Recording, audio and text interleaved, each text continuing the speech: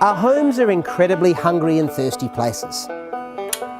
We use a huge amount of energy and water every day to run them. But does it have to be that way?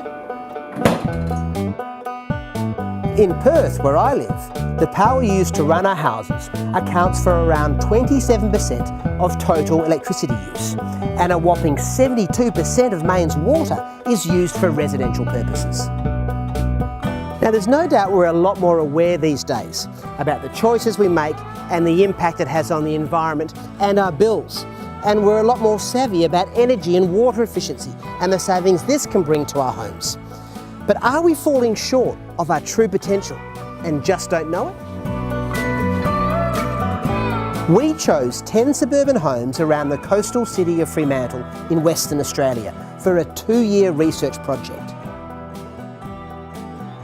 The participants all do their bit already in terms of reducing their environmental footprint, be it with solar panels on the roof, water tanks collecting rain, or low energy lighting and appliances. So will these householders go even further to reduce their energy and water consumption and lower their carbon footprint if we show them their real usage data and offer them tips on where they can improve and how they can do it?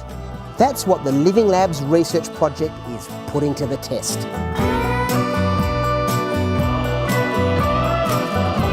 Joining me on this research journey is environmental engineer and PhD candidate Christine Eon, with assistance from engineering honours student Luke Murphy.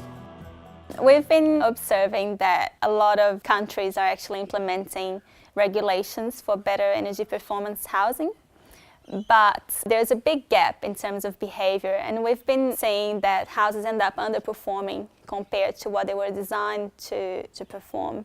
There's obviously some problem there, and we decided to put it to the test by monitoring 10 houses and seeing how the performance compares to the design and to the behaviour of those people. The 10 homes selected for the project are a mix of old and new houses with different occupant profiles. We've intentionally included some high-performance houses as well as some more conventional homes that meet the minimum building code thermal performance requirement. Importantly, they're all based in the Fremantle area, so experience similar climatic conditions, and they were all willing to sign up for 2 years.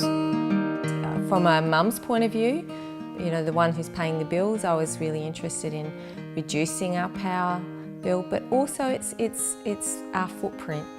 I don't imagine there's many people who would go, oh, I want to waste energy. Everyone understands that it's a good thing to use less energy and that they should be doing a little bit to help out. But it's probably not a huge amount of education. There's people doing these things but no one talking about it, and it's about time someone said, well, it's easy. It's just interesting to see how much smaller you can make your footprint. Our 10 homes are wired up with data collecting devices that will measure internal temperature, power, gas and water use, as well as solar generation and rainwater use where present. Christine will keep a close eye on how things are tracking. So the idea is that I'll monitor them for 12 months without interfering, so they'll just go on with their normal lives. And then after the end of this first year, I'll go back into the houses and I'll discuss with the owners. I'll tell them, I'll give them tips about what to do. And then at that point, they'll also have access to a website where they'll be able to see their own usage on a daily basis.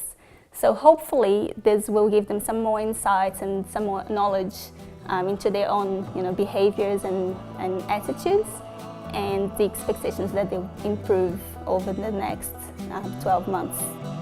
This is a really unique research project that will provide valuable data on the impact of our behaviour on the performance of our homes, whether they're high performance houses or more conventional builds. I think there's a lot that we can all learn from this, and I can't wait to see how it all pans out. So are these homes living up to the expectations of the people that live in them? Will the data make a difference? Watch the next episode of Living Labs, where we'll focus directly on energy and water use outcomes. Also head to joshshouse.com.au, where you'll find a whole lot more, including fact sheets and videos. And let's keep the conversation going on the Josh's House Facebook page.